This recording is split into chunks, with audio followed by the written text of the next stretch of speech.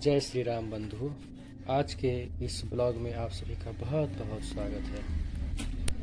आज देखिए प्रेमलता जी ये साग तोड़ रही हैं। इसे पोई का साग कहते हैं। इसमें काफ़ी विटामिन्स होता है। ये काफ़ी पथ्य होता है। इसमें ये सागों में उत्तम सागों की गिनती में आता है। ये मेरे आंगन में लगा हुआ है और इसमें ढेर सारे पत्ते हैं।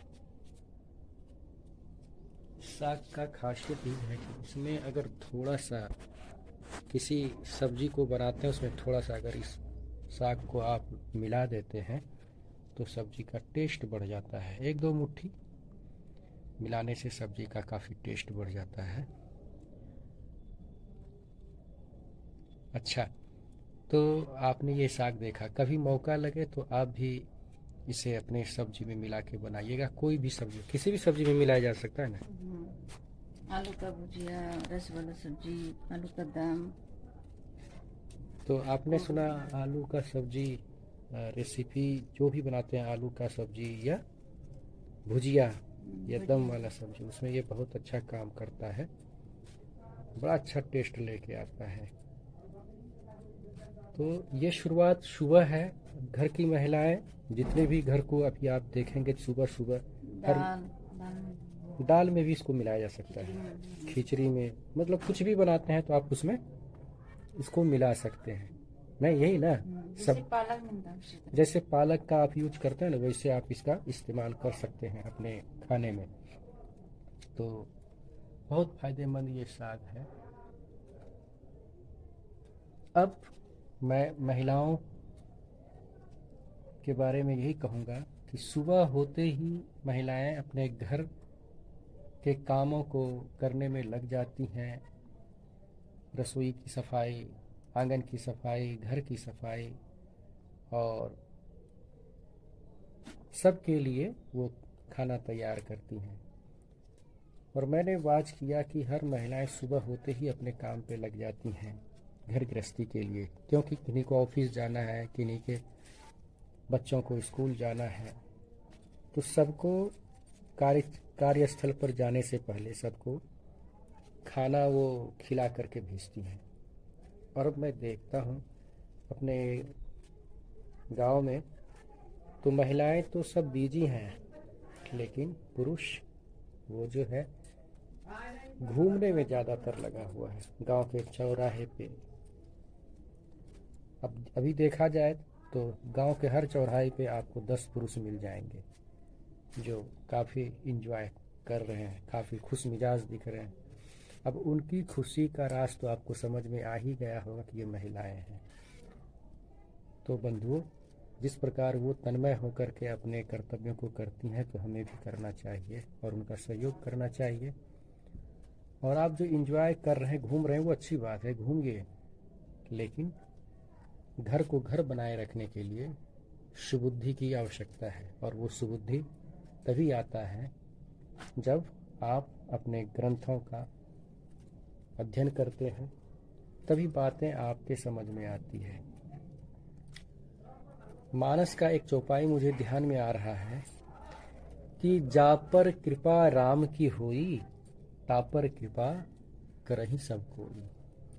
तो भगवान श्री राम की कृपा जब जीवों पे होती है तो उस पे संसार का, पूरे संसार की कृपा होने लगता है।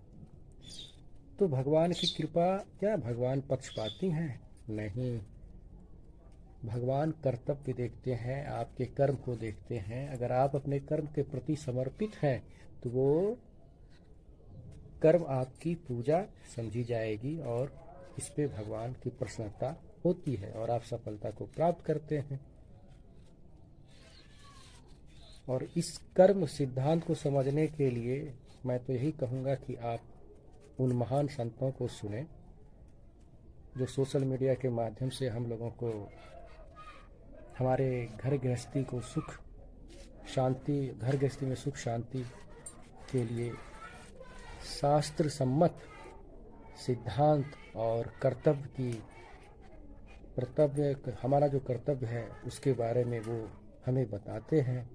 मैं एक दो संतों का नाम भी आपको बता सकता हूँ, जैसे पूज्य प्रेमानंद जी महाराज, डॉक्टर राघवाचार्य जी महाराज,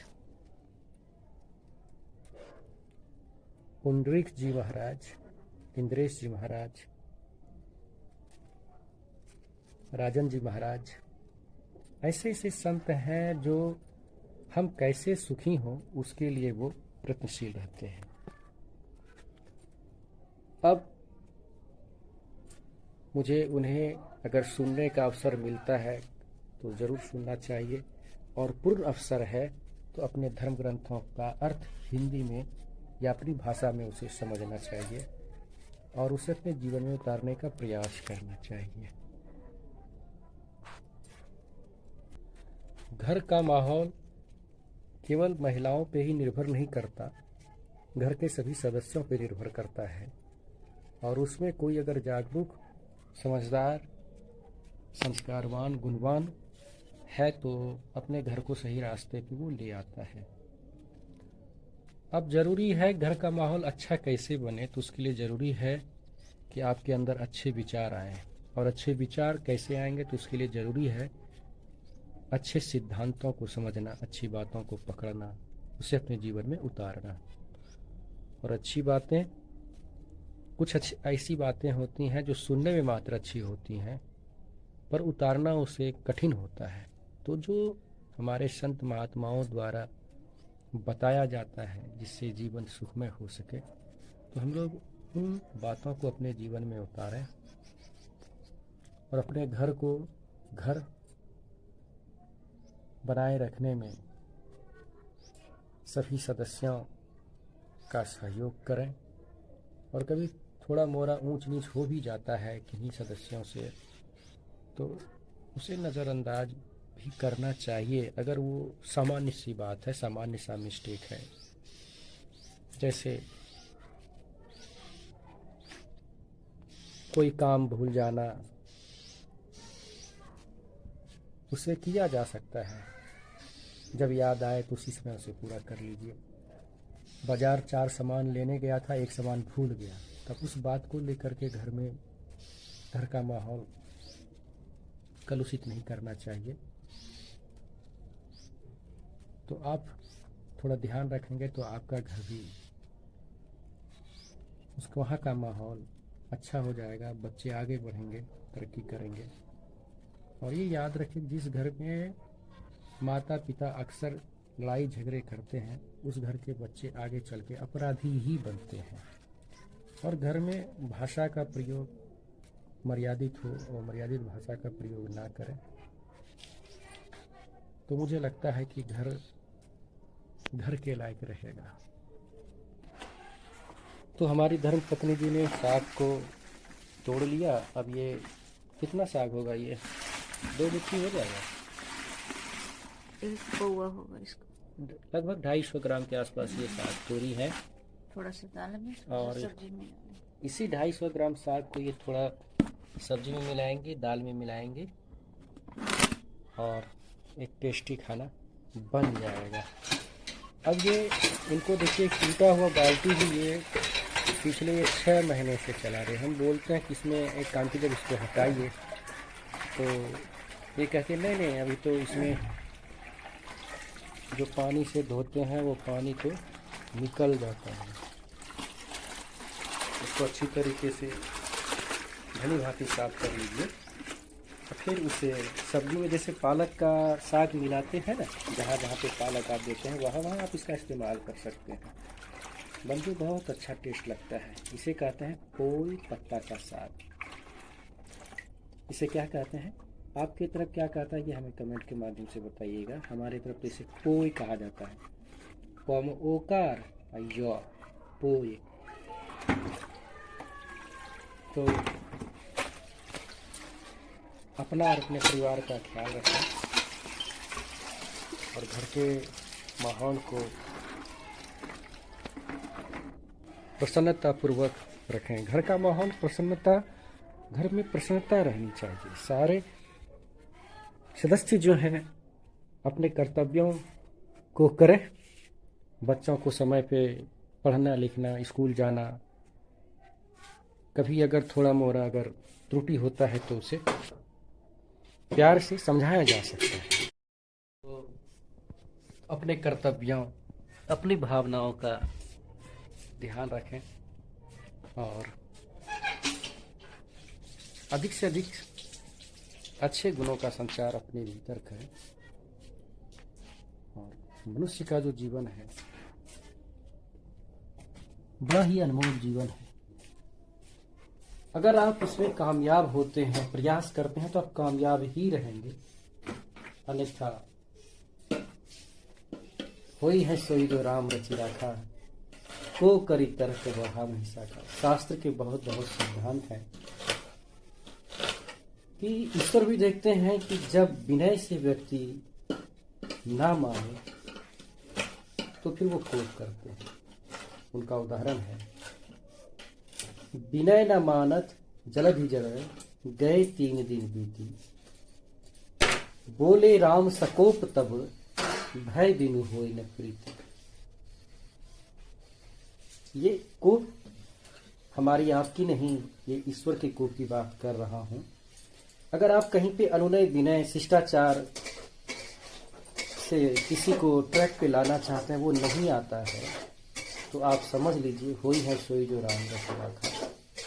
भगवान जी कुछ और इसके बारे में रच के रखे हैं, क्योंकि उनका ही सिद्धांत है।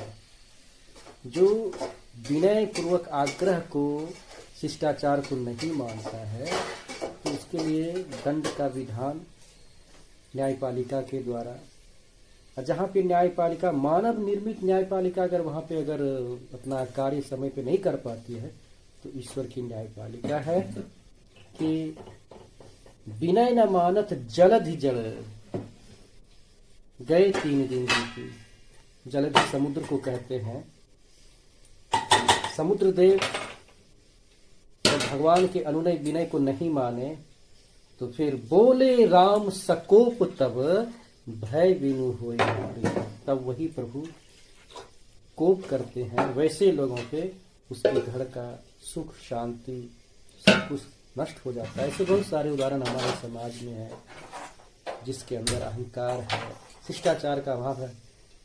कुछ क्षणों के लिए उसका तरक्की हो जाए, वो प्रगति कर जाए, वो अलग बात है, लेकिन वो नष्ट हो जाता है। और जो नियम पूर्वक चलते हैं, धर्म पूर्वक चलते हैं, वो निरंतर चलते रहता है, आनंद को प्राप्त होता है, वही चमकता है। तो अपने ग्रंथों का अध्ययन करें। ग्रंथों में कुछ ग्रंथों का नाम पुनः इस वीडियो में मैं आपके सम्मुख रखता हूँ, जैसे श्री रामचरितमानस, बाबा तुलसीदास द्वारा रचित विनय पत्रिका,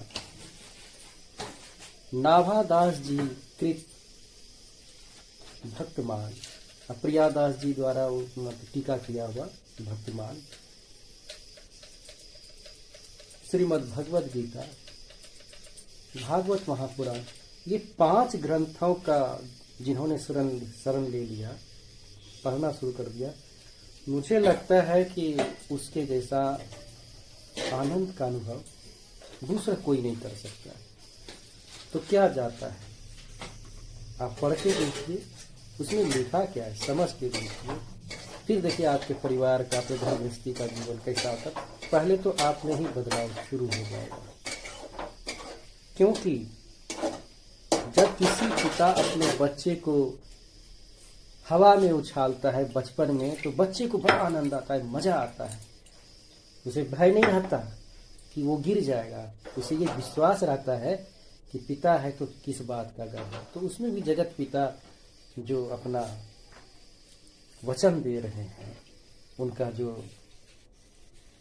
प्रण है, उनका जो गुण है, वो गुण हमें इतना आह्लादित कर देता है, इतना विश्वास से भर देता है। मुझे लगता है कि काल भी उसका क्या बिगाड़े, जो भक्त हो महाकाल का। यही बातें जहन में उठती हैं और दिल अंदर से भक्तिमय हो जाता है। और विनम्रता, विद्या ददाति विनयम, अर्थात विद्या होने से लोग विनम्र हो जाते हैं। तो ये हम लोग समझते हैं, लेकिन बात ये नहीं है बंधु। बात ये है, विद्या ददाति विनयम, विद्या देने से लोग और ज्यादा विनम्र हो जाते हैं, ये बात सत्य है। लेकिन विद्या उन्हीं को आता है, उन्हीं को मिलता है जो विनम्रता की ओर अग्रसर होते हैं। आप थोड़ा विनय कीजिएगा, विनय रहिएगा तो विद्या आपके अंदर आएगी। आप बातों को समझ पाइएगा, पकड़ पाइएगा। बिना ज्ञान का, बिना विज्ञान का, विज्ञान और ज्ञान, जहां विज्ञान क्या है, पहले ज्ञान है फिर विज्ञान है। ज्ञान हुआ तब तो विज्ञान आगे बढ़ा। और जहां पे विज्ञान जाके रुक जाता है तो वहां पे वो मजबूर हो जाता है, लगता है कि नहीं इससे आगे भी कुछ है, तो फिर वो इसी के शरण में आता है। तो इसीलिए कहा जाता है कि जहाँ पे विज्ञान समाप्त होता है वहाँ से अध्यात्म शुरू होता है।